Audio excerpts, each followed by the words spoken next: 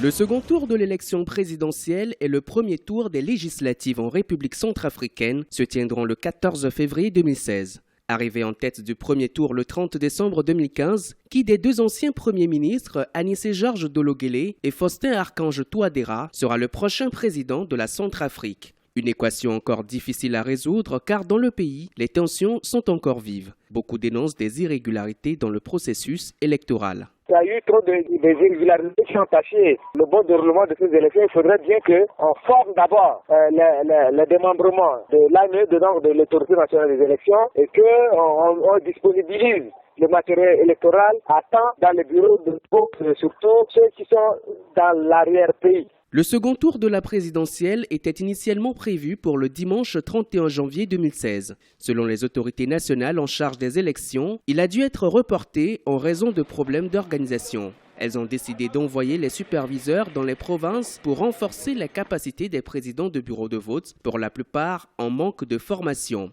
Une élection le plus tôt possible, c'est le souhait de la population centrafricaine qui craint encore des manquements dans l'organisation malgré l'assurance des autorités. Les électeurs sont prêts à aller voter. Ils sont prêts à aller voter leur président et leurs députés. Le problème c'est que c'est au niveau des organisateurs. Ce que le plus important, c'est sa sécurité. Il y a ces djihadistes qui écument un peu la sous-région. Il y a aussi le développement socio-économique de notre pays. Et ce développement passe par la refondation nationale, parce qu'on a perdu nos repères. Les élections législatives qui avaient eu lieu en même temps que le premier tour du scrutin présidentiel avaient été annulées par la Cour constitutionnelle pour cause d'irrégularité dénoncée par de nombreux observateurs et acteurs politiques centrafricains. Quoi qu'il en soit, le démarrage de la campagne pour ce nouveau round électoral démarre le 30 janvier 2016. Ces scrutins devraient ramener la Centrafrique dans la normalité constitutionnelle après 3 années de crise.